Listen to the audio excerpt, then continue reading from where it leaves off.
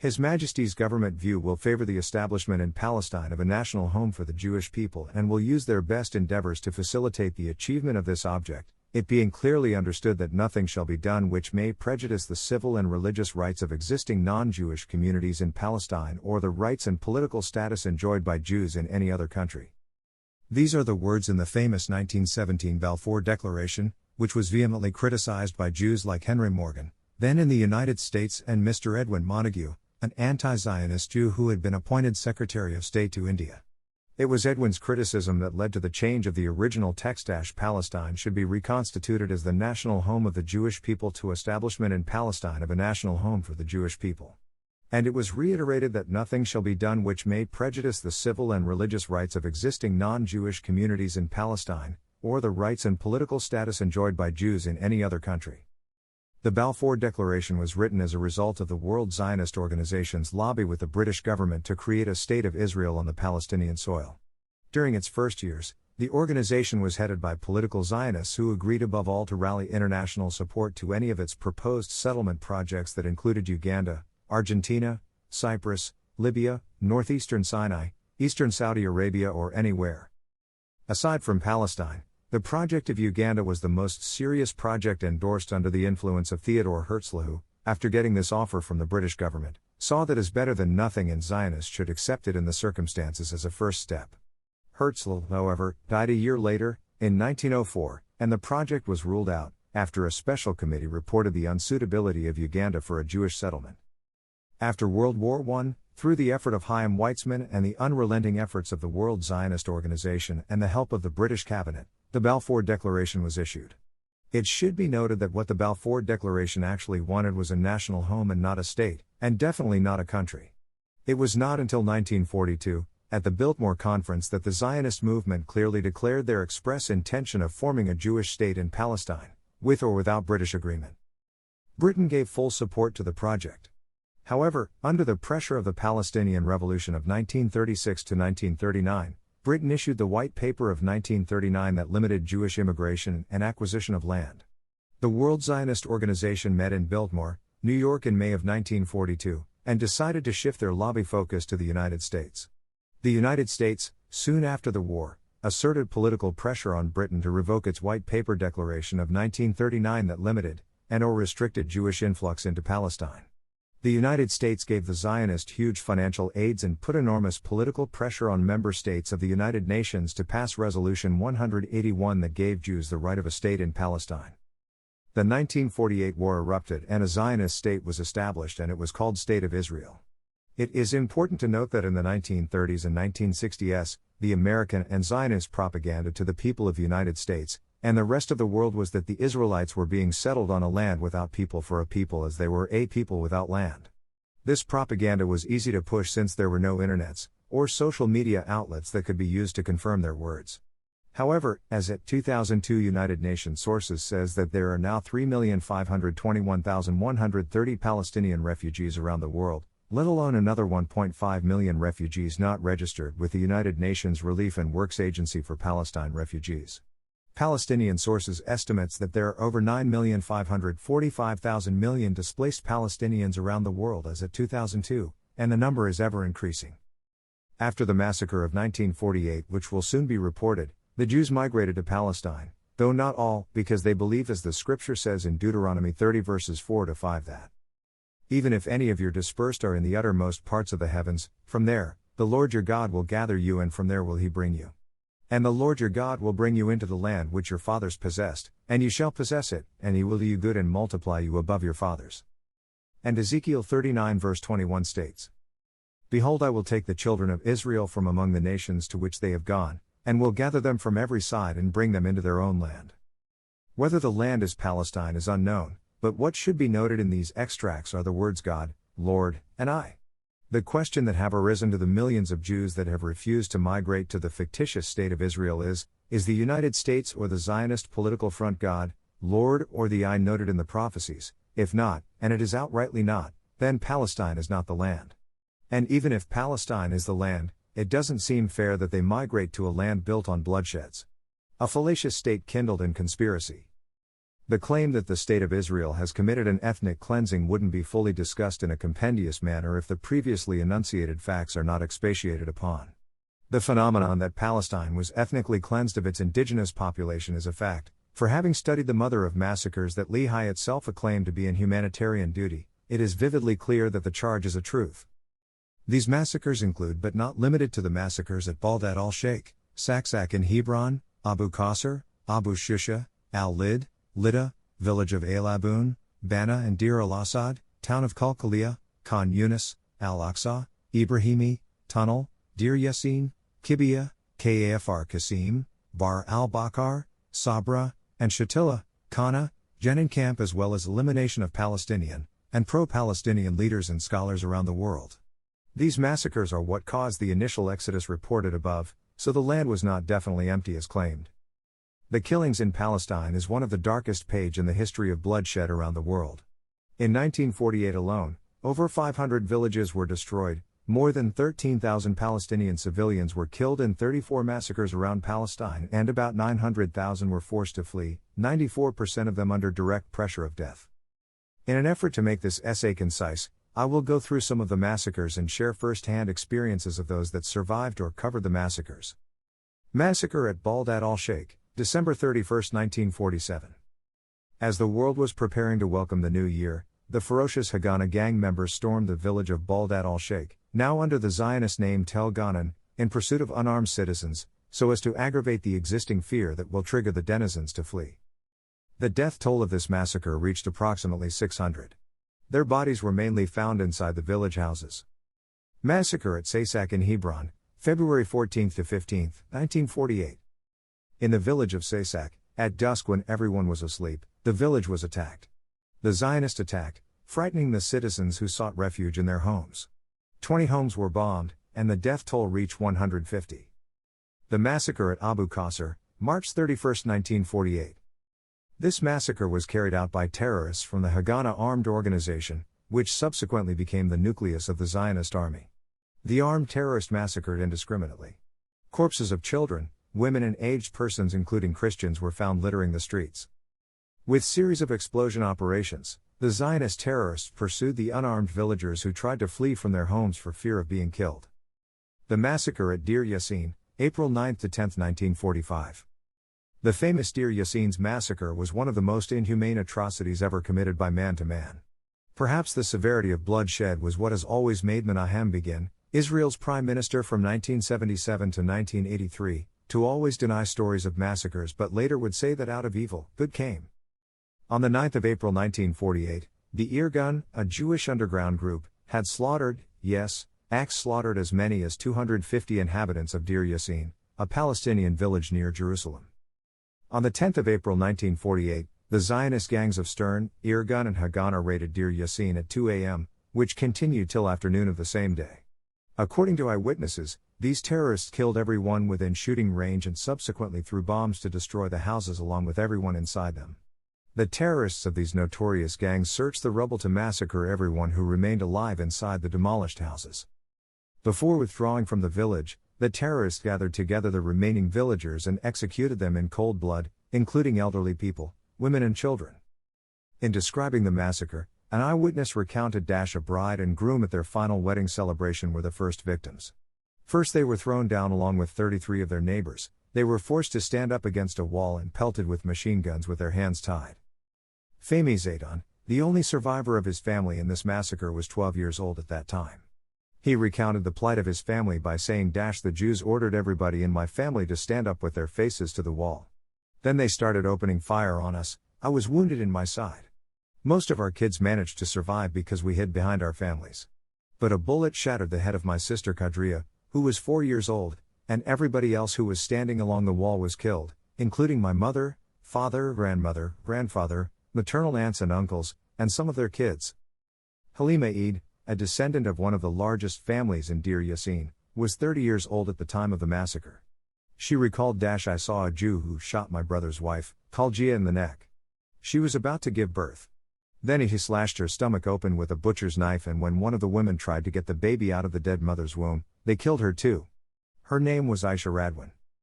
In another house, Hannah Khalil, 16 years old at the time, saw a Jewish terrorist unsheath a large knife and use it to slit open the body of her neighbor, Jamila Habash, from head to toe. Then he killed another neighbor who belonged to the family by the name of the Fathies in the same manner and on the doorstep of the same house. The same sort of atrocities were repeated in all houses by these terrorists. Among these guerrillas were female Jews belonging to the Lehi and Eitzel organization, which vehemently participated in the massacre, swinging daggers with hands and bodies splashed with blood, as if the axes were war medals. Menahem Begin, former Prime Minister of Israel, boasted about this massacre in one of his writings. He wrote that the operation had tremendous, unanticipated results. After hearing the news of Deir Yassin, the Arabs were panicked and began fleeing in terror. Out of a total of 800,000 Arabs, who had been living in the land of present-day Israel, only 156,000 remained. Lehi also killed non-Palestinians in this raid. Most prominent was the British minister resident in the Middle East, Sir Edward Walter Guinness. Even though Lehi was banned for their actions during these periods, Israel granted a general amnesty to Lehi members on the 14th of February 1949. And in 1980, Israel instituted a military decoration in award for activity in the struggle for the establishment of Israel. It was called the Lehi Ribbon. Another prominent non-Palestinian that was murdered during this siege was Folke Bernadotte. Folke Bernadotte was a Swedish diplomat and nobleman noted for his negotiation of the release of about 31,000 prisoners from German concentration camps during World War II. He would later be assassinated by the Jewish terrorist group Lehi. The massacre at Abu Shusha, May 14, 1948. The Zionist Javatai Brigade, at dawn opened fire indiscriminately on everything that moved, which resulted in the bloody death of 50 victims, including men and women, elderly and young, many whom had their heads cut off with axes. The massacre at Al-Lid, Lydda, July 11, 1948. This massacre was carried out by the command unit led by Moshe Dayan, a defense and foreign minister of Israel. The unit stormed the city in the evening amidst a torrent of artillery shells and gunfire directed at everything that moved in the city. The Palestinians took refuge from the attack in the Damash Mosque. But as soon as the Zionist terrorists reached the mosque, they killed 176 civilians who took refuge there, raising the victims of this massacre to 426 Palestinians. Once the slaughter had come to an end, the remaining unarmed civilians were led to the city's sports stadium, where the young men were detained and killed. Some fled to the Jordan, and among those that fled was Kahil al-Wazir, who then was 12. The 12th of July 1948 turned out to be a cruel day. It was the day that then Prime Minister David Ben-Gurion issued orders to expel the Palestinians from the towns of Ramleh and Lydda, in what is now the center of Israel. Joined with his mother, brothers and sister in a pathetic retreat by road from the besieged Palestinian town of Ramleh, towards Ramallah, before long the family found itself in the Gaza Strip, the destinations for about 1/4 of the Palestinian dispersed by the killing and maiming of 1948 and 1949, which till date has suffered continuous attacks from Israel. For George Habash, a medical student at the time, 13th of July, was a day of truth, the day after Ramleh was emptied of its Palestinian inhabitants. Lydda succumbed following a fierce bombardment to rid the town of its population. The massacre in the village of Eilabun, October 30, 1948. The village was attacked on October 29, 1948 by Israel's forces, which clashed with a group of men who were present in the village. The Israel forces managed to enter the town at 5 a.m. On October 30, after the withdrawal of rescue army fighters, the inhabitants were ordered to gather in the city square, and were then fired at randomly from all 4 directions. The massacre in Ba and Deir al-Assad, October 31, 1948. Zionist forces surrounded the 2 towns of Bana and Deir al-Assad, then overtook them on October 31, 1948, at 10 a.m.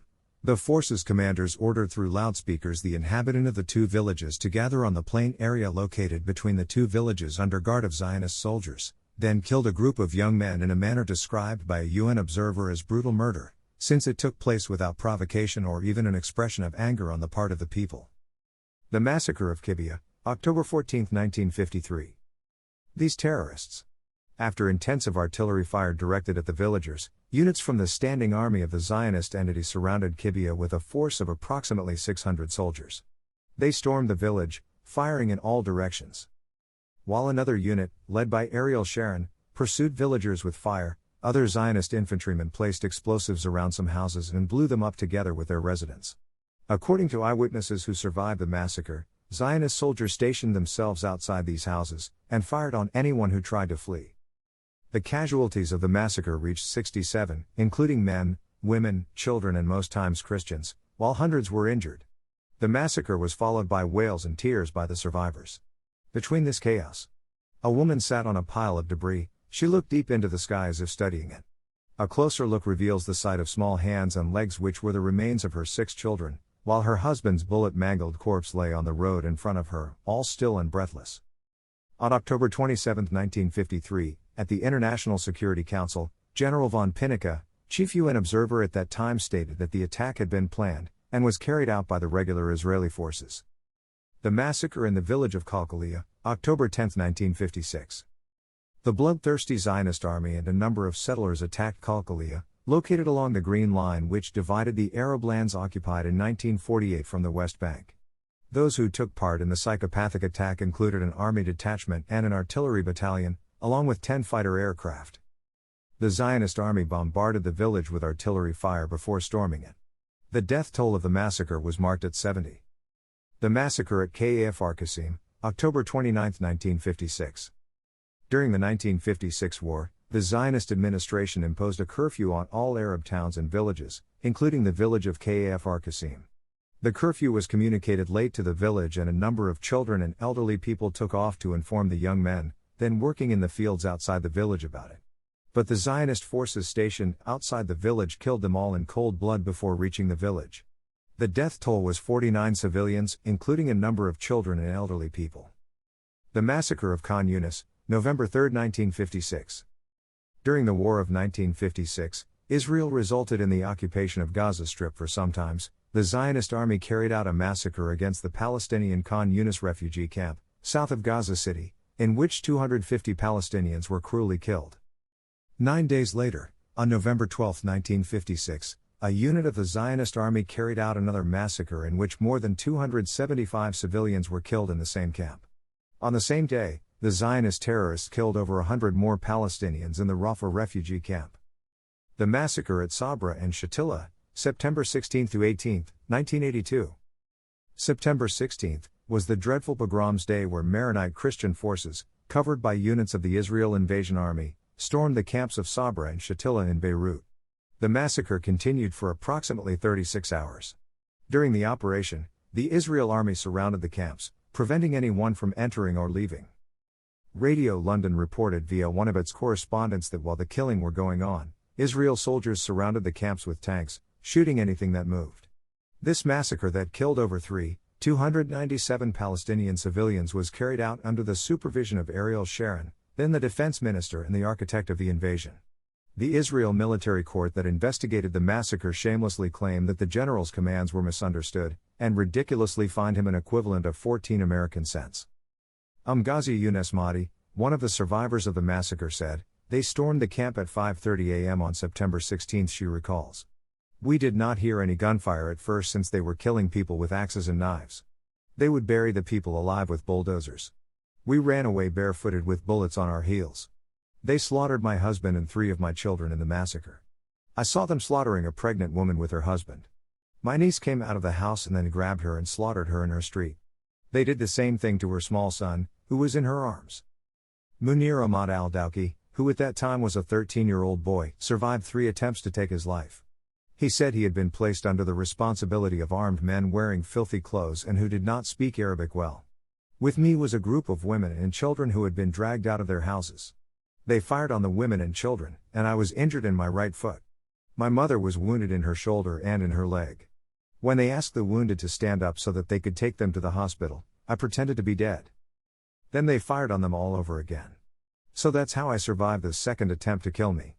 But my mother had already died. And on the morning of the next day, they shot at me when they found out that I was still alive. They wounded me and thought I was dead, so they left me alone." Sumaya Qasim Bashir says, "My husband and my son were killed in the massacre. The most horrible sight I saw was the sight of our neighbor, Haju Munira Amr. First they slaughtered her 4-month-old child before her eyes, and then they slaughtered her." An American nurse by the name of Jill Drew tells of an eyewitness who said that they tied up the children, and then slaughtered them like sheep in the Sabra and Shatila camps. They were lined up in the sports stadium, and then they formed firing squads to shoot them dead. Ali Khalil Afana, who was 12 years old at the time, looked while his mother and father were being rained with bullets and would later hear that his 3 brothers had been killed and their house ruined to pieces with him in the hospital, with broken hands and legs. A woman from Sabra camp narrated that they pushed my husband, my father and brother toward a wall and stood them up their backs to it. Then they made them raise their hands and showered them with a torrent of bullets, and they fell down dead. When my mother and I screamed, they pulled us by the hair toward a deep hole that had been caused by a bomb. But just then they received orders to move somewhere else, so they left without firing on us. Then we fled. Another woman speaks of how they came into her house when a neighbor boy was visiting her. They fell upon him with an axe and split his head in two. She says, when I screamed, they tied me up with a rope that they had with them. Then they threw me into the floor and 3 of them took turns molesting me. By the time they left I was unconscious, and when I finally woke up I was in a civil defense ambulance. Some militiamen would crush Palestinians to death under the wheels of their military vehicles. A Danish television cameraman by the name of Peterson filmed a number of army trucks filled with women, children and elderly people, headed towards some unknown destinations. People in Sabra and Shatila were killed indiscriminately, and a large number of women were molested. There were many people who raised white flags as a sign of surrender, especially children and women. However, they were among the first victims of the massacre. Among them were more than 50 women who went to surrender, but they were all killed. In Acre hospital at exactly 11:30 a.m., the Israeli terrorist group came in and killed doctors and patients.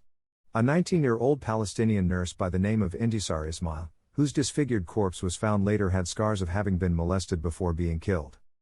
They killed many sick and wounded people as well as some of the hospital workers and local residents who had come to the hospital for refuge. Then they forced 40 patients to get into trucks. They were not seen again. During the massacre, the terrorists killed physicians Ali Uthman and Samia al-Khatib inside the hospital. And they emptied their cartridges into the head of a 14-year-old wounded boy named Muwafaq Assad as he lay in bed. Roberto Soro, a Beirut correspondent for The Time, relates what he saw after entering the camps as follows. There was nothing but piles of debris and corpses. The bodies were piled on top of one another, including children, women and men. Some of them had their hands tied behind them, and some had their hands tied to their legs. Part of some heads had flown off in different directions, and there was the body of a woman holding her child to her bosom. Both of them had been killed by the same bullet. The bodies had been removed from one place to another with Israeli bulldozers. One woman stood over a maimed corpse screaming, "My husband! Oh Lord, who will help me now? And all of my children have been killed. My husband, they have slaughtered him. What will I do? Oh Lord, oh Lord." The Washington Post's correspondent recorded what he saw as follows. Entire houses had been destroyed by bulldozers, turned into piles of bodies as if they were so many dolls. And over the corpses, the holes which appeared in the walls of the house indicated that they had been shot dead. On a short dead-end street we came across 2 girls, one of them about 11 years old and the other only a few months. They were both lying on the ground with their legs tied up, and there was a small hole in each one's head. A few steps away from them on the wall of a house bearing the numbers 422 and 424, they had fired on 8 men. Every street, no matter how small, had its story to tell. On one street there were 16 corpses piled on top of each other in peculiar positions, and nearby there lay a 40-year-old man with his hands still extended in a gesture as if to plead for mercy. His dust-covered head looked toward a woman now beneath the rubble. A man reported that we saw cadavers piled up in a corner to our right, only 50 yards from the entrance to the Shatila camp. There were more than 12 bodies of young men whose feet and hands had been tied around each other, and they were still in the throes of death. Every one of them had received a bullet near their temple which had gone through their brains. On the right side of the necks of some of them there were bright red and black scars. I saw a little girl no more than 3 years old who had been thrown into the road like a doll someone had thrown away. Her white dress was spattered with mud, blood and dirt, and a bullet had blown away the back of her head. When the armed men stormed the camp, families had gone to sleep and were in their bedrooms. I saw bodies lying on the floors and piled under chairs. And it appeared that many women had been molested, since their clothes were strewn on the ground. I saw a mother holding her little boy, both of them with bullets through their heads, unclad women whose hands had been bound behind their backs, and a baby with a shattered head. And they lined them up carefully in a circle, placing the head in the middle. At Sabra and Shatila the prevailing impression is that the killers deliberately aimed to kill children in particular. After the terrorists had withdrawn, 297 men, women and children were killed within 40 hours, between September 16 to 18, 1982. Among the dead bodies, 136 Lebanese were found, 1,800 victims were killed in the streets and alleys of the camps, while 1,097 were killed in the Gaza hospital and 400 others in the Akka hospital. The massacre at Al-Aqsa Mosque, October 8, 1990. On Monday, October 8, 1990, immediately before the noon prayer, some Jewish extremists, who belonged to a Zionist extremist organization, tried to hold a prayer service inside the mosque. About 5,000 Muslims rushed to prevent them from desecrating the mosque, and clashed with the Zionists led by the terrorist Gershon Samoun, leader of the Temple Mount trustees. Only moment after the worshippers' arrival, Israeli soldiers stationed heavily inside the mosque precincts began firing indiscriminately on Muslim worshippers. The attack led to 21 deaths and wounded 150 others. The massacre at the Ibrahimi Mosque, February 25, 1994. Before worshippers had completed the dawn prayer in the Ibrahimi Mosque in Al-Khalil, Hebron, a blast of hand grenades exploded and the sound of bullet spray filled the mosque. Bullets and splinters from the grenades pierced the heads, necks and backs of the worshippers, wounding more than 350. The attack began when an unrepentant terrorist by the name Baruch Goldstein, and a group of settlers from the Kiryat Arba settlement, entered the mosque. Goldstein was carrying his military machine gun and hand grenades along with large amounts of banned ammunition. He stood behind one of the pillars in the mosque, waited until the worshippers had prostrated and then ferociously opened machine gun fire on them while others helped him load the ammunition, which included internationally banned explosive leads. Goldstein carried out the massacre at a time when those Zionist soldiers closed the mosque doors to prevent worshippers from fleeing. They also denied entrance to those coming from outside the mosque to rescue the mosque victims. The massacre led to 50 deaths, 29 of which occurred inside the mosque. The massacre at the tunnel, September 1996. In September 1996, the Israeli government opened up a tunnel parallel to the southern wall of the Aqsa Mosque, a move which Palestinians saw as a dangerous prelude to implement the Zionist plan to destroy the mosque by shaking its foundations.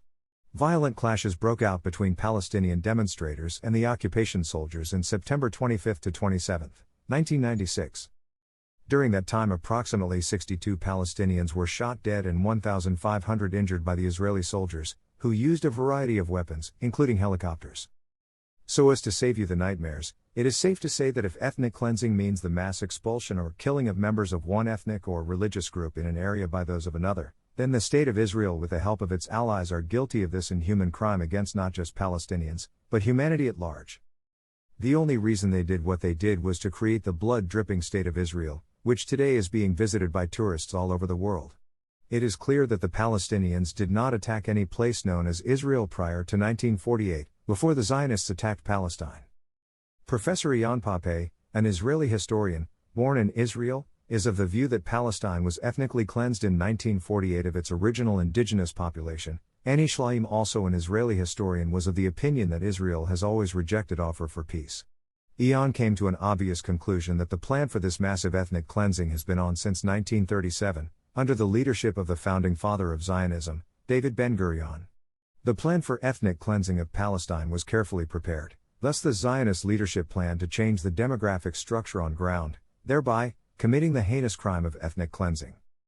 This conclusion, derived from the fact of history and not that of the present media that is one-sided, has a lot of legal implications, not just political ones. For if I am right by accusing the fictitious State of Israel of ethnically cleansing Palestine in 1948 and in subsequent massacres till this day, then I am accusing them of a crime against humanity as recognized in the international law.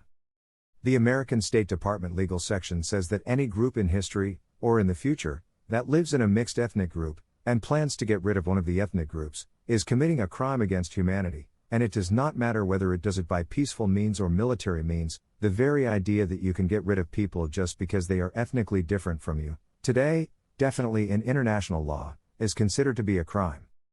It is quite interesting that the State Department says that the only solution for victims of an ethnic cleansing crime, who are usually refugees like the Palestinians are in Syria, Lebanon, Jordan, North Africa and some Arab countries because you expel them, is the return of everyone to their homes.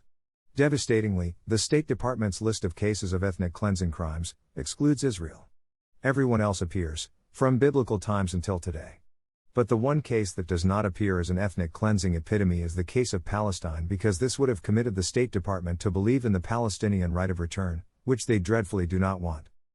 According to the scripture in Deuteronomy 30, 4-5 and Ezekiel 39, 21 as quoted above, God said He will bring you to your own land, not you will bring yourselves to your land by shedding innocent lives, thus, making ends justify the means, but, He the Lord will gather you even if any of your dispersed are in the uttermost part of the heavens, not United Nations, United States, World Zionist Organization or other allies that forcefully settled the Jews on land that doesn't belong to them? Did it occur to them at all that the promised land could actually be the entire earth? I don't think it did. Another interesting question is, are these supposed Jews of Semitic blood or not? For the Semitic Jews are the ones that took covenant with God through Abraham. 91% of the present-day Jews belong to the Ashkenazim Jews that became Jews by faith as distinct from blood. The Jews that presently occupy Israel are fake, they belong to the Khazar tribe.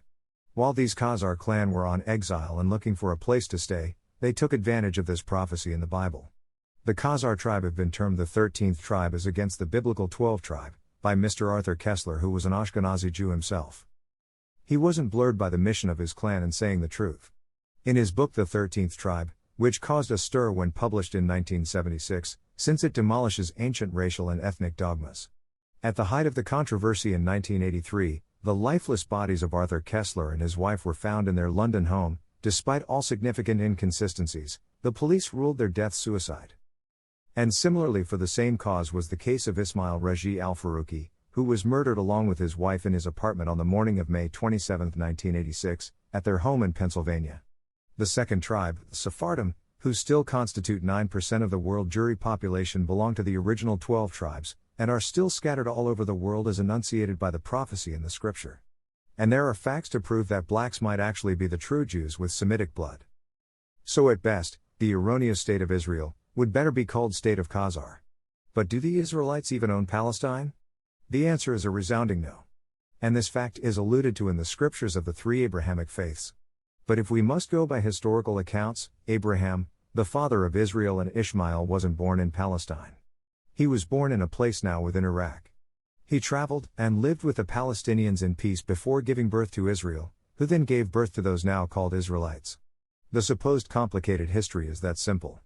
So should this visitor tribe own the entire nation centuries after? No. That said, one of the major solutions the international world can do to the bereaved Palestinians is to return their land with full compensation for the lives that were lost during the ethnic cleansing era, which is still very much ongoing. It is only then that the Palestinians can agree to assimilate this pseudo-Israelites on their own terms. And until the people of Israel, adherents of Judaism, and the sympathizers of the people of Israel speak the truth about the atrocities that the Khazar Zionist Jews inflicted on the Palestinians to get the land, there will be no peace for the state of Israel. And a far more reaching moral indictment is the cross of this crimes that the ancient religion of Judaism will carry. It seems to me therefore, and to a handful of history scholars and Jews, that the most patriotic thing to do in support of a far-lasting resolution for the people of Israel is that this story be told, and told to and by the true Jews, so that they can stand up against the soiling of their heritage. For truth is like light in the dark, the sooner it shimmers, the sooner it is seen. And if these Jews do not distance themselves quickly and openly in protection of their heritage, history and the memories of the future unborn, then when the world sees the light, a wide blanket of hate will be used to smear not just the man called Israel, but his father, Abraham, and the entire Abrahamic faiths. And the continued act of terrorism by Israel is not just inhumane, but it outrightly spits legitimacy on their sufferings in Europe, and under Germany's Holocaust. For further learning, you can watch http://johnpilger.com/videos/Palestine is still the issue. http://youtube.b/1vjgsue http://youtube.b/tk48me